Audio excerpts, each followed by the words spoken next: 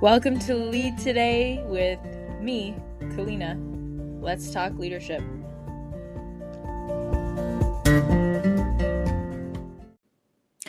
This episode would not be possible without Anchor. It's free and the easiest way to make a podcast. They're creation tools that allow you to record and edit your podcast right from your phone or computer.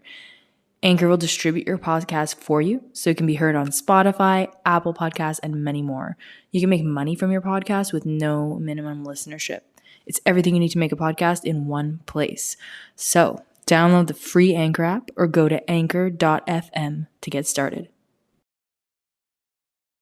Hello, and good to be back with you today on another episode of this show. It brings me so much joy to be here and to know that if even one person is listening and gets something from this, I am doing something right. So I think that I'd like to start to try to loosely tackle one of the greatest books of all time. A small undertaking, but I think what I've realized is that personally I've started a true exploration into the Bible, into my faith, into not just organized religion and what that brings, but my roots, my background, my ancestors' background, and religions across the board. And it's fascinating to me because I think there's so much wisdom that's encapsulated in not only religious texts, but the stories that seem to trickle down throughout generations, and what we can gather from those stories and the wisdom that others have gathered so that we don't have to suffer quite as much in our lives. And don't get me wrong, you can't replace, if you're going through a hard time in your life right now, if there are certain elements of your life that are stressful or difficult, no amount of wisdom can replace, I think, the physical sensation of stress or pain, or if somebody's got a diagnosis, or if you lost your job, or if there's some kind of disappointment, you got a divorce or broken up with, or you're having trouble having kids, or you're trying to lose weight, or you want, all these things that we want in life and we sort of grasp after sometimes. I'm really noticing that, well, surrender is probably the word of the day for me, because otherwise, I think this is such a foundational phrase, and really just the wisdom to know the difference, right, between the things we can and cannot change. And that whole concept that really, I think, is very profound. And when we know the things we can't change, and I think there's a difficulty there for us, for people, where we sit there and we go, okay, when should I continue to push? And when should I acknowledge that, okay, I've done enough, I've acted enough, and now I need to leave it in God's hands, the universe's hands, whatever higher power, that you release that sense of, oh, I really need to guide this, control this, I need to plan. And so it's such a funny continuum. And so what I'd love to do, actually, and of all people, I wouldn't say my mom was particularly religious, actually. I grew up sort of doing the conventional rites of passage of the Catholic religion, christening or baptism, first communion, confirmation, and you sort of go through your new year faith. But I think sometimes the Bible feels really difficult to understand, dense. It's a large book. How do I relate this to my own life? What can I gather from it? Sometimes it seems violent. I've read the Book of Ecclesiastes, and right now, actually, I've got the Book of Proverbs, and it's actually really pretty. It's a pretty one. So what I was saying, my mom isn't necessarily religious, but she has this series. It's not all of them. So it's by Alabaster, whatever that is. Alabaster Company. And they're very pretty. It has lots of nice images. If you're watching on YouTube, you'll see. So I wanted to sort of go through and just talk a little bit about a few core snippets that I really love from the Book of Proverbs. And again, I wish, if you're not watching, on YouTube, it'll sound a bit funny, but with every page, with every chapter, there's just a gorgeous photo or visual. And some of them don't necessarily relate to the content, in my opinion, but they're all stunning. A lot of it are nature photographs, random scenes, a couple churches, some fields, animals, fruits, random sort of moments, little snippets. But I wanted to get into the Book of Proverbs because I think a lot of people hear about it. It's called the Book of Wisdom. It's considered to be one of these sort of really important books because it sort of outlines wisdom, these wisdom kind of things that we should consider. And they're written by Solomon, David's son, who's the king of Israel. I will not pretend to know all of the history. There's so many different people, storylines. Again, what I'd like to do is bring the Book of Proverbs, let's say, down to life and just explore a couple things. And if you find that interesting, then you can explore it yourself and maybe go to other books and maybe not. But I always wanted a succinct sort of look into the Book of Proverbs. So let's go chapter by chapter. There's another book by Joyce Meyer. She does go into sort of a chapter by chapter version, and there are a lot of books and probably even other YouTube videos that go sort of step by step through the chapters. I'd like to have my take. So today, that's what we're going to do. And if you like the episode, please do consider subscribing, reviewing, liking, commenting. I read all the comments and they mean a lot to me. So, as I've said, we're really engaging with the Book of Proverbs to gain wisdom, to learn the right, quote unquote, or wise ways of living. And one of the foundational commandments is to honor your father, honor thy father and thy mother. And I actually had an interesting conversation with my husband about this the other day because, okay, how much do you owe your parents? What does that look like? What is honoring them? It can be a whole discussion in and of itself. But this book really starts out, the Book of Proverbs really starts out by saying exactly that. Honor your parents, listen to them, hear their judgments, and pay attention, because people will try to pull you away from wisdom, from your parents' wisdom, from God's wisdom. And there's sort of this evil path. I think one challenge with the Bible often is if you read it super literally, there are a lot of stories. This book is more sort of telling you the right way to behave in a sense, but there are a lot of stories, and sometimes it can feel like, how do I relate to, a group of people crossing a huge sea, or when people are being violent, or these sort of situations that don't maybe happen in our day-to-day as much today. I mean, depending on where you are, maybe they do. But these texts have really stood the test of time because I think the principles that the stories impart, and that's an interesting thing to sort of discern and dissect, because while the story itself may seem far away or apart from what it is that you're going through, there can be, I think, a learning. And the version of the Bible that you read is really interesting, because some of them will be more dense or more difficult to understand than others. So it's sort of a choice of which Bible, and are you reading the New or the Old Testament, and really like actually what version, how did the person translate the actual text, because there are different iterations even of specific words. I mean, we can go into super huge detail, but anyhow, just to say that I think, and that's why I like this series, because it's pretty accessible. So the idea here is listen to your parents, avoid going down an evil path. People will try to pull you into a mischievous or dishonest path. Really correct course. Try to stay true to the wisdom that your parents are imparting. That's the first sort of piece. Then there's chapter 2, talks about really granting a sense of wisdom by walking in integrity. And I love that bit. It actually says, he grants a treasure of common sense to the honest. He's a shield to those who walk with integrity. He guards the paths of the just and protects those who are faithful to him. So as you want insight, you want wisdom, you want understanding, the idea is to tune into the word of the Lord, the words of God. You can do this even in silence. I think that's what's interesting about meditation, which really is foundational in Buddhism. But when you see in churches, traditional churches, that can sometimes be deemed as boring or quiet, I think the pushback is, okay, I don't know what I'm supposed to be doing here. This doesn't resonate with me. Why there's so much silence?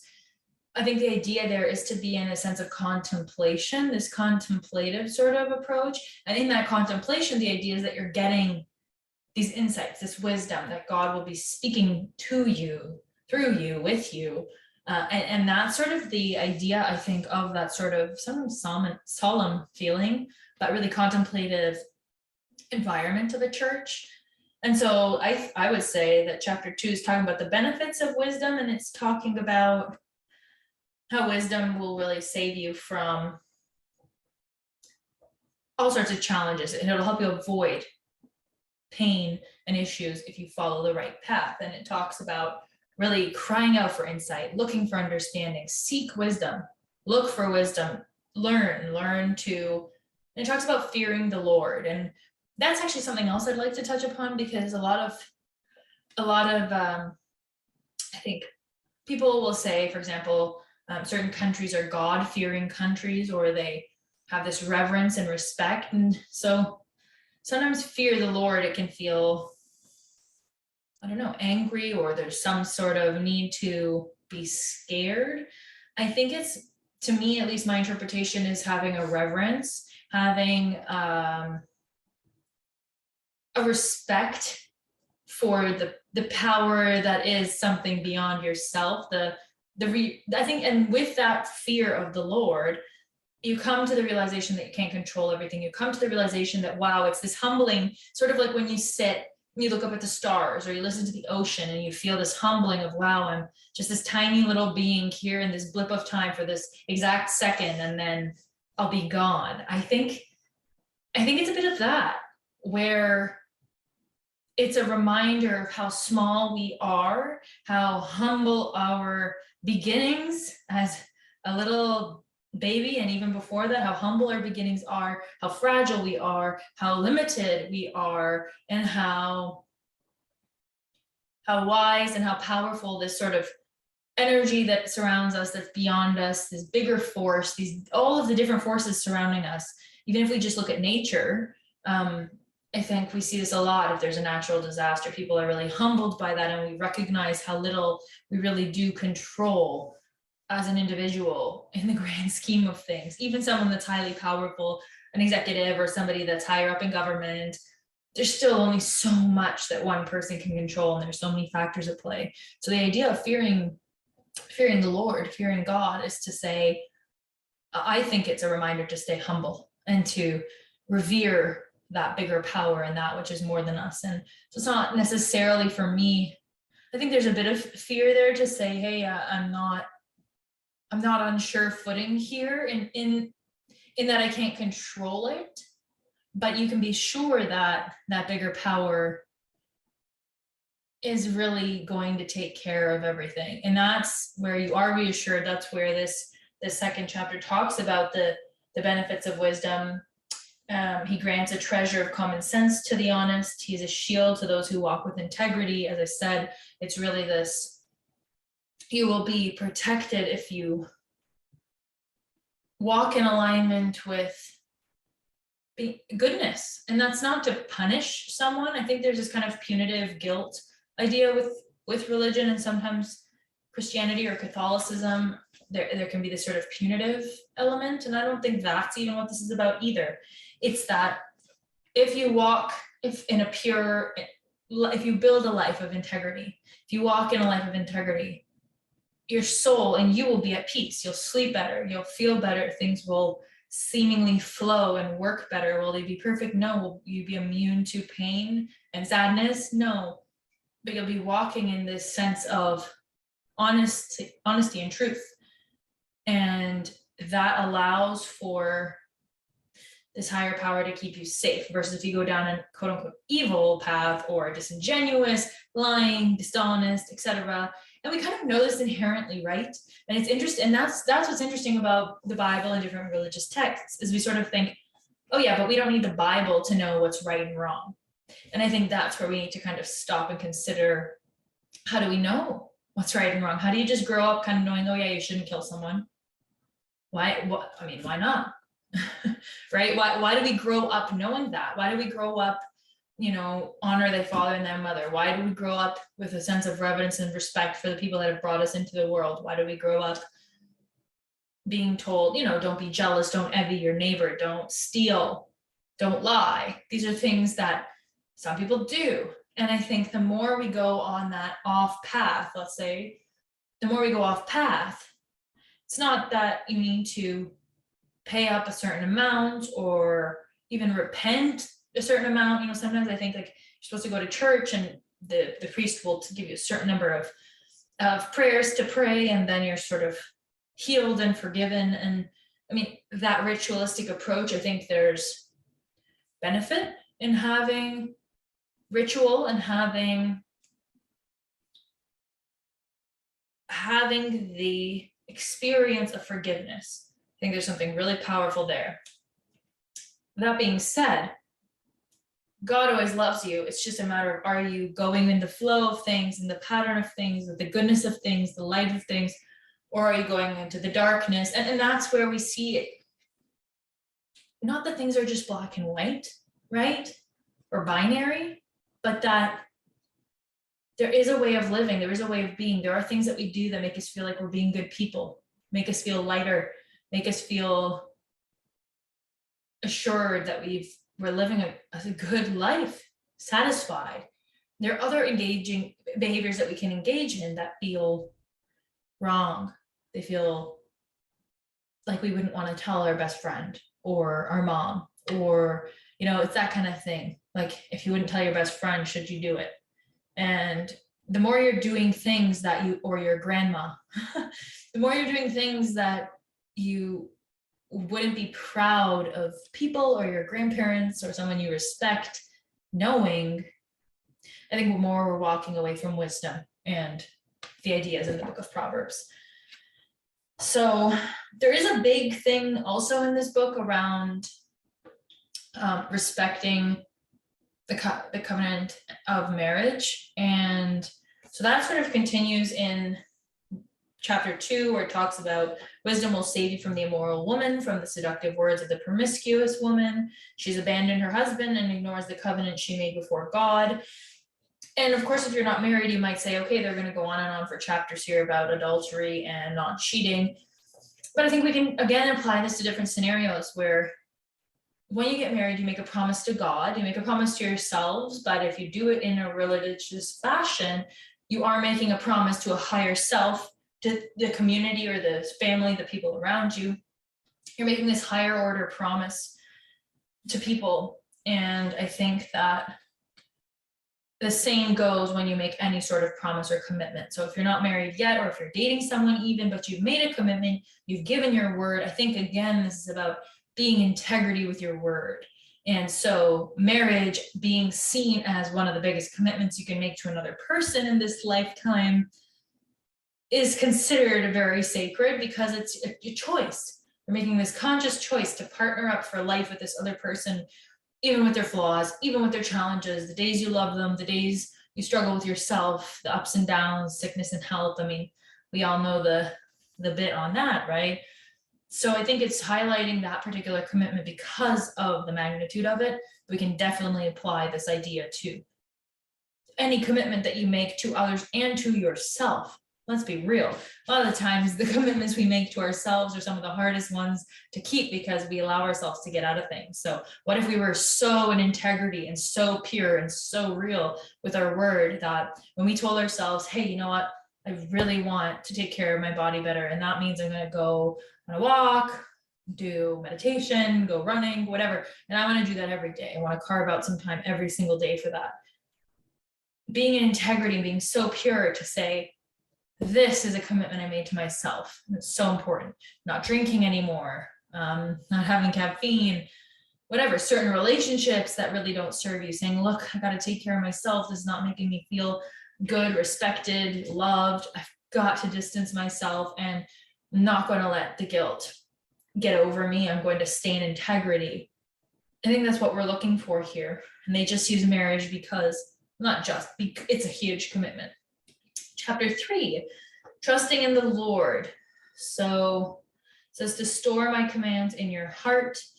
If you do this, you will live many years and your life will be satisfying. Never let loyalty and kindness leave you. So, and it talks about giving you favor. You'll have a good reputation. Let the Lord in with all your heart. Seek his will in all that you do. Again, this idea that having this wisdom, more profitable than silver, her wages are better than gold. The idea that wisdom is so precious and that we will really prosper if we follow the wisdom. And it just continues to say, don't reject the Lord's discipline and don't be upset when he corrects you. I think that's interesting. And it's the idea that, again, we can say universe, almighty God, it's the words sometimes I think dissuade people, but it's this idea that don't reject when you're doing something or off course and you kind of get this sign, you don't get the promotion, you lose the job, something happens that you're being course corrected, that you couldn't control, you didn't plan, and it just hurts. And you think, why is this not working? But if you keep kind of pushing in a direction and not letting go a little bit and surrendering a little bit, here it's saying, don't reject the course correctment. Don't reject that just because it's not what you had envisioned on the timeline you had envisioned, the way you had envisioned doesn't look the way you thought. That's okay. It's going to work out better than you thought. That's so powerful. And I've seen that in my own life where I've had some ideas about timing and approach and what it'll look like and how it'll be. And the more I get hung up on how, when, and stuck in that, the more unhappy I am. And things never work out how I plan them. Plans are good. I'm not here to dissuade you from planning and visioning your life. I think it's so important. I do it myself. But then the intricacies, the when and where, the little moments, I think it's so important to let some of that go to something bigger than you. And of course, it continues to remind you, please, if you follow, you're going to prosper multiple different ways. Don't lose sight of common sense and discernment. They will keep you safe. You can sleep soundly. The Lord is your security. So it's this idea that having faith will keep you safe and build your wisdom. If you listen to God, that will bring you wisdom that will ultimately make you prosperous. Another sort of idea here we're looking to solidify. Do not withhold good from those who deserve it when it's in your power to help them. If you can't help your neighbor now, don't say come back tomorrow and then I'll help you. If you can help your neighbor now.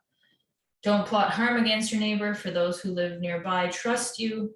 Don't pick a fight without reason when no one has done you harm. Don't envy violent people or copy their ways. Such wicked people are detestable to the Lord, but he offers his friendship to the godly. So here we're hearing again a little bit about the commandments, right? Like envy and stealing or picking a fight here, harming your neighbor, help your neighbor. These are things that if we think, okay, what's the right thing to do? These things are so entrenched in our society and our moral code in the Western world that we sort of think, yeah, of course I wouldn't harm my neighbor. Or of course I'm gonna, help if I can. That's the right thing to do.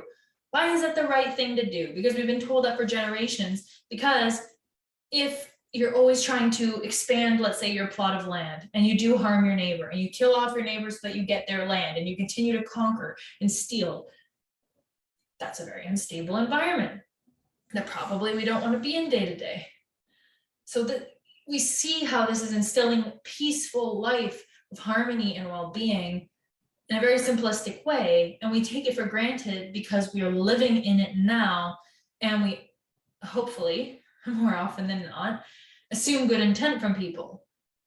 We do that because we're saying, hey, I'm going to do my best to help you. I'm going to do my best to be a good person. I'm not going to, I'm not going to leave my garbage on your lawn. I'm going to, maybe help you shovel your driveway if you're an older neighbor or you need help.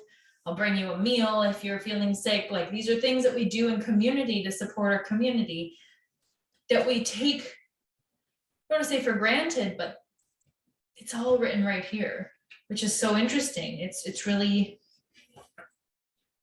well, I think it's really indicative of how pervasive these words and these commandments or these ideas are, that you don't have to read the Bible to kind of sit there and go, yeah, obviously, Kalina, that's the right thing to do. Like, that's what good people do.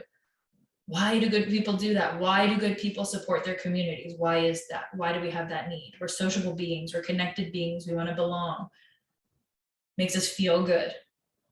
So I think a little bit about this book, at least for me, is also discerning what feels good because it's expedient versus feeling good because it's the right thing to do.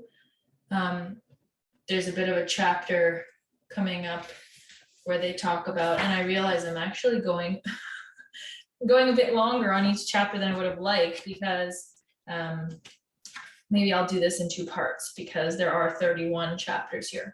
So let's get a move on. Chapter 4, pay attention and learn good guidance. Don't turn away from my instructions. Take my words to heart, follow my commands, and you will live. Again, wisdom, develop good judgment, to listen to the words of the Lord.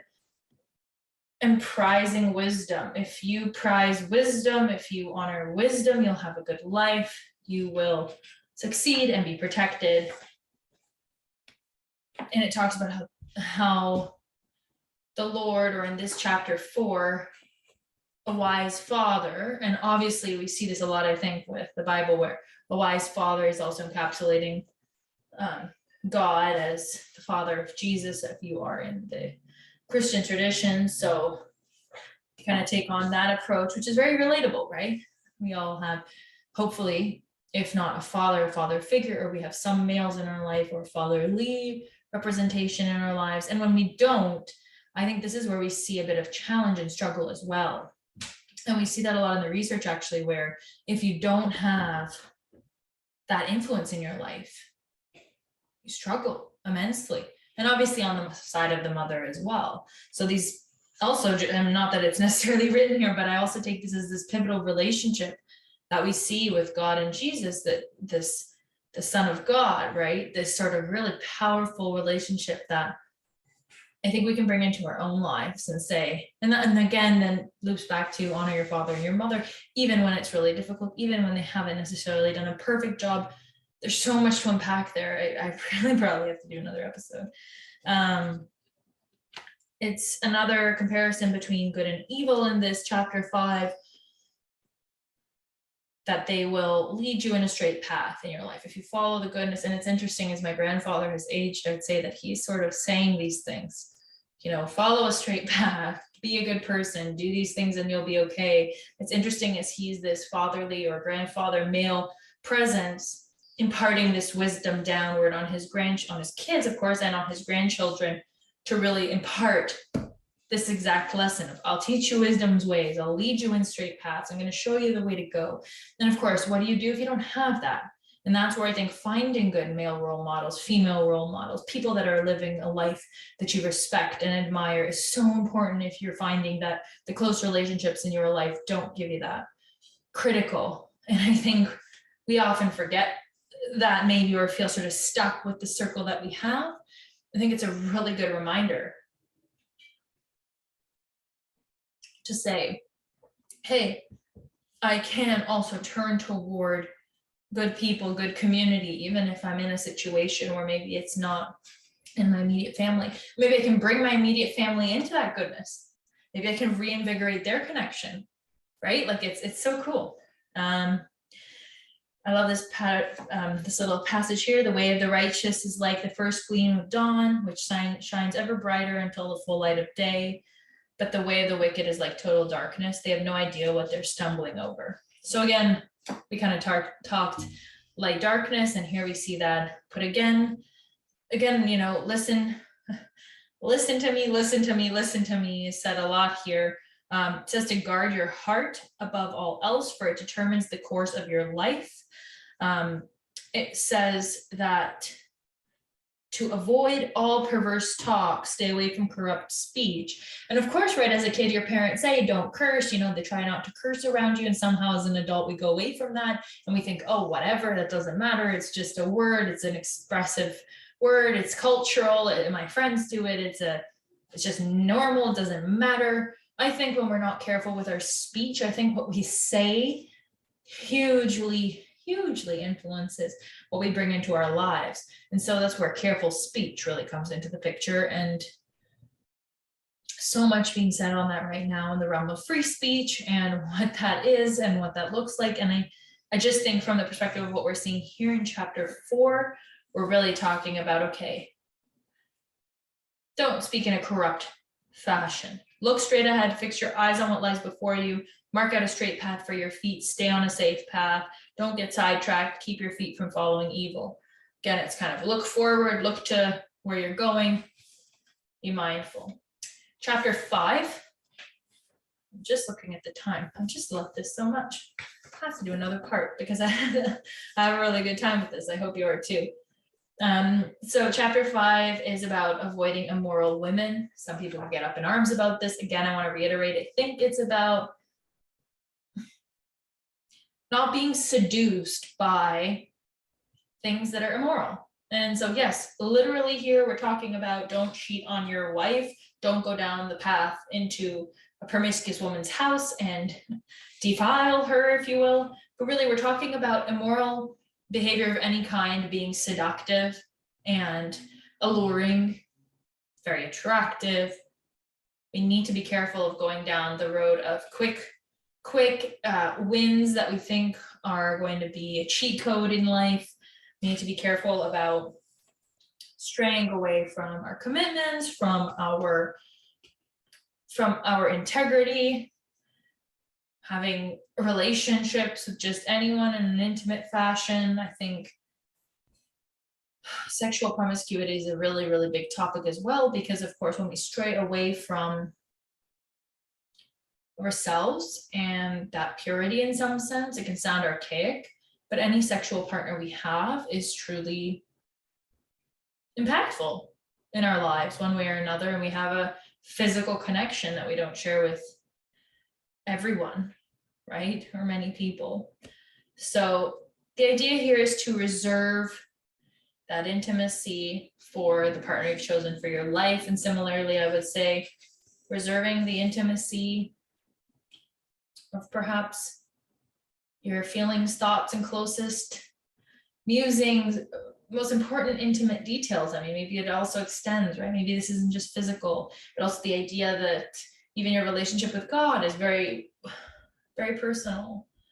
And then we get so close with our spouse, and that's another layer of intimacy. And I think it's just really interesting. It's just talking, to me, chapter 5 is really, yes, literally saying, don't cheat on your wife with a prostitute. Don't cheat on your wife with an immoral woman. But I think we can take more from this, actually. Let's kind of zip through the next few, at least get to chapter 10, let's say. So chapter 6, I like this one because it comes with some practical stuff. Chapter 6 talks about money. So if you're going to guarantee the debt of a stranger, if you've trapped yourself by your agreement and are caught by what you said, save yourself essentially and get out of it. So don't lend money to your friends or put up security for your friends is the idea. And if you have debt of your own, pretty much get rid of it as soon as possible, I think, too. We're looking here about also being lazy. Not a good thing. I think we hear a lot of that in our culture now, right? I mean, we've got super hustle culture and super go, go, go. One thing I will point out in this chapter that I think is important is it talks about a smart person. Let's see here.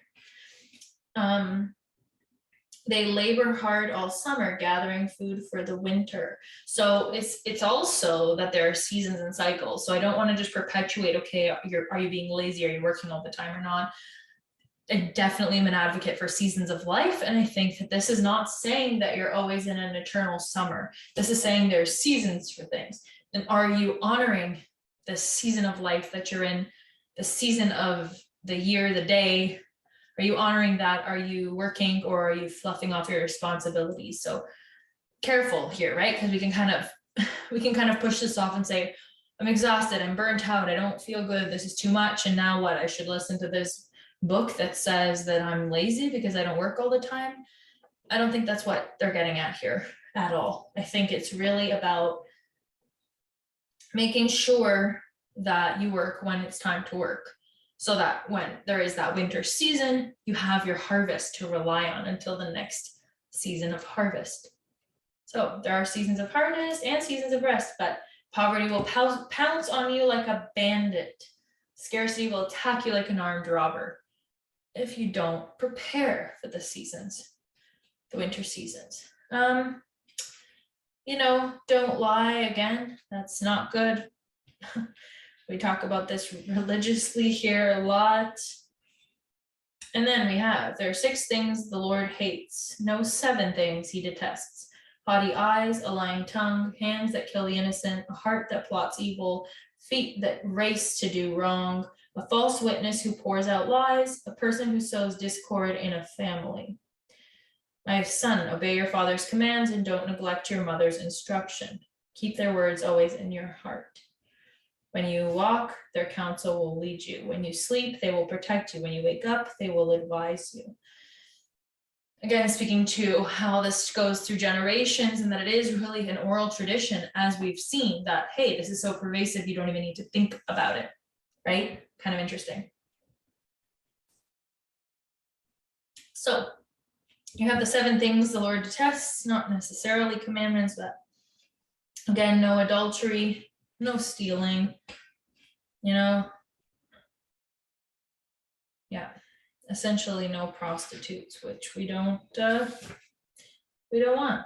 All right, chapter 7, another warning about immoral women. So we understand here, it'll be really seductive. There's a whole kind of explanation about how the woman will approach you seductively, sly of heart. It'll be really, and again, I think we can look at this and say, oh, is there something in your life that's kind of seducing you that seems too good to be true, or really easy, but it kind of seems off, your gut feels off, sneaky, something up with this. I think it's listening to the word of the Lord here and not going into her bedroom, so to speak, because that will be your death. So not allowing yourself to succumb to the call, I guess, right? This woman's standing outside, she's very attractive. These seductive calls to, let's say, something that beside a symbol, or really alluring things that don't have substance and aren't going to bring you long-term satisfaction and go against your integrity and your word. Okay, let's go to chapter 10. How about that? So we'll be done in a few minutes because I am loving this. I hope it's useful. I find this fascinating. So, Book of Proverbs, chapter 8. Wisdom calls for a hearing. On the hilltop along the road, she takes her stand at the crossroads. She's asking for people to use good judgment, that you should speak truth, that wisdom's advice is wholesome and plain. Choose wisdom over silver, and knowledge rather than pure gold. Again, we're remembering that we really want to use our common sense as to right and wrong, because this is really built into us as well, knowing what's right and wrong in some sense, and using knowledge and discernment. So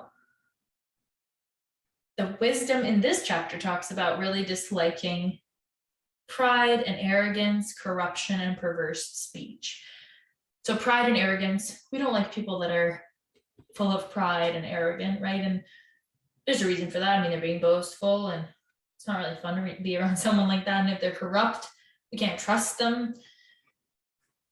Perverse speech, again, I think takes us down that road of corruption and anger, and not a good road if we're constantly cursing. Not because it's not satisfying, but again, it's that kind of, if we really take care in how we speak, there's more satisfaction than just cursing and being lazy with our speech. And it's the same thing as being with the prostitute versus honoring and revering your wife and having that long-term, meaningful, loving relationship. It's what's expedient versus what is meaningful. So there's that. And essentially you will be prosperous and everything will work out for you if you follow wisdom in this regard. And that wisdom was right there when the Lord formed everything else. The Lord formed me from the beginning before he created anything else. So, and the last here, but those who miss me injure themselves. All who hate me love death. So again, you're just walking into dangerous situations. You're putting yourself in more difficulty than need be. And it's cautioning against that. Chapter 9, wisdom has carved its house with 7 columns. It's talking about come with me. Come and use good judgment. Anyone who rebukes a mocker will get an insult in return. Anyone who corrects the wicked will get hurt. Don't bother correcting mockers, but correct the wise and they will love you. Instruct the wise and they will be even wiser. Teach the righteous and they will learn even more. Again, fearing the Lord, that's the foundation of wisdom. We're hearing this in chapter 9. And wisdom will multiply your days and add years to your life. If you become wise, you will be the one to benefit. So we hear more about the benefits and also that the foundation is fearing the Lord. Again, I think keeping us humble a little bit here, right?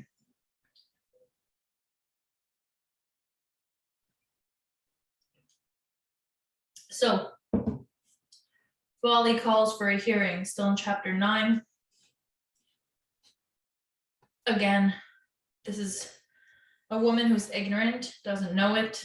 Another example or story, come with me, right?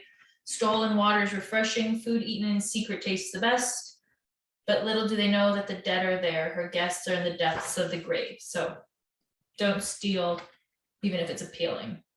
And I think that's a big lesson in all of these chapters so far is there's an appeal to being bad. It feels good to be bad in some sense, right? But in the end, and we see this in like blockbuster movies, we see this in our own life day to day, we will suffer, right? And it's kind of like, you take a shortcut or you do something that you know is not right. It's like, whatever, it doesn't matter. It's just this little thing. It's just a parking ticket. It's just like, whatever. But you suffer, right? Because you didn't pay for parking, you get the ticket. Maybe not every time, but you get it and it hurts. And it's like, if I just did it properly, it wouldn't have had this issue. And I think that's what we're talking about here. Last chapter 10 for now, the Proverbs of Solomon. So here we go. A wise child brings joy to a father. A foolish child brings grief to a mother. Tainted wealth has no lasting value, but right living can save your life. The God will not let the godly go hungry, but he refuses to satisfy the craving of the wicked. Lazy people are soon poor. Hard workers get rich. A wise youth harvests in summer, but one who sleeps during harvest is a disgrace. So again, we're not talking about don't rest. We're talking about understanding the seasons of work and rest and following these patterns. And there's such a pattern bigger than ourselves, man. Like I've had this agenda in my life, right? Where it's like, I just got to push through it. I just got to do it. No, it wasn't my season of harvest. And then there are times where contracts and clients and ideas and everything is flowing so smoothly. That's when we capitalize, when things are going quickly, and we need to know the difference. And we need to be there and put in the work when is needed. And that's not the same for everyone. It's not the same type of work. It's not the same responsibility. So this isn't a one size fits all, but it's saying when it's the time to work, do it. And then reap what you've sown. And we know this again so inherently. It seems like such common sense written in this book. And yet it's all here for us to know if we, let's say, didn't have that influence or wanted to refresh, wanted to really deeply understand or delve further. Again, just the godly are showered with blessings. The words of the wicked conceal violent intentions. We have happy memories of the godly, but the name of a wicked person rots away. So people with integrity walk safely, but those who follow crooked paths will be exposed. People who wink at wrong cause trouble, but a bold reproof promotes peace. Hatred stirs up quarrels. Love makes up for all offenses. Again, this kind of dichotomy, that dark and light, goodness and evil, this idea. Treasure knowledge. The wealth of the rich is their fortress. The poverty of the poor is their destruction. The earnings of the godly enhance their lives, but evil people squander their money on sin. So we're even learning, okay, how should we spend money? This is line by line telling us how to behave, right? And that we'll be blessed if we behave well. And again, it's not never make a mistake. It's a guiding light. It's this will make your life easier and better, and you'll succeed if you do it. And not succeed in any sense, like, yes, material blessings in a sense, but it's more, it's blessed, it's health, it's well-being, it's peace. It's peace, it's a peaceful life. Who wants to be arguing all the time and lying and cheating and stealing, following after, these meaningless prizes? Like, who wants that? Doesn't feel good. People who accept discipline are on the pathway to life, but those who ignore correction will go astray. Hiding hatred makes you a liar. Slandering others makes you a fool. To talk too much talk leads to sin. Be sensible and keep your mouth shut. Again, I think some of these things can feel strong, right, or rough, but there's definite thought behind it, and it's that kind of babbling idiot persona, or the fool, the jester. And we want to make sure that we're checking ourselves. And the fear of the Lord, the fear of the higher power, will keep us in check with ourselves, not getting too haughty or foolish, or keeps us in check. And we like that as humans, actually. Funnily enough, we do like to be kept in check, even though this might feel like that kind of disciplining father. But actually, humans, I think, to some degree, love structure and discipline, and that the certainty that comes with that. So more about what it is that we should be doing. Lazy people irritate their employers. The fears of the wicked will be fulfilled. The hopes of the godly will be granted. So doing wrong is fun for a fool, but living wisely brings pleasure to the sensible. So it's just reminding us of the fruits of our labor. The lips of the godly speak helpful words, but the mouth of the wicked speaks perverse words. The godly will never be disturbed, but the wicked will be removed from the land. The mouth of the godly person gives wise advice, but the tongue that deceives will be cut off. So with that, I say, let's make sure we speak in integrity, live in integrity today, so that not only do we live well, but I think we'll feel well. And the last sentence I'd love to leave with you, which actually on the back of the book says, trust in the Lord with all your heart. Do not depend on your own understanding. Seek his will in all you do, and he will show you which path to take. So I hope your path continues to take you into exciting and prosperous places. And I'll see you next time for part 2 of what seems to be becoming a 3-part series, since I love chatting about this so much. Thank you for being here, and I'll see you next time.